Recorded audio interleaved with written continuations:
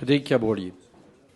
Oui, donc pour 2022, le PIB de la France est beaucoup moins dynamique que le reste de la zone euro, puisque le PIB de la France n'est supérieur que de 1,3 points au niveau d'avant-crise, alors que les pays européens ont un PIB supérieur en moyenne de 2,8 points par rapport à 2019.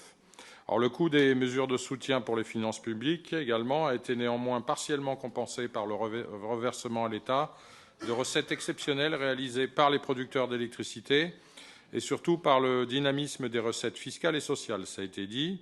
Du coup, le PIB est tiré uniquement par les entreprises qui ont réinvesti et surtout stocké, les ménages ayant beaucoup moins consommé du fait d'une baisse de leur pouvoir d'achat avec une inflation à 5,2% en 2022.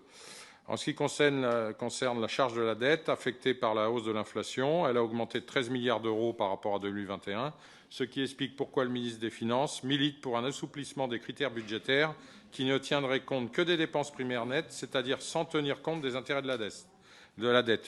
Pour terminer, je dirais que pour repasser sous les fourches codines de Bruxelles, avec un déficit inférieur à 3% à l'horizon 2027, vous engagez d'ici 2025 un effort sur les dépenses publiques qui sera 2 fois plus important que sur les 2 dernières décennies. C'est pourquoi nous voterons contre cette approbation des comptes 2022. Merci. Est-ce qu'il y a d'autres groupes qui demandent une intervention supplémentaire? Une fois, 2 fois, 3 fois. La parole aura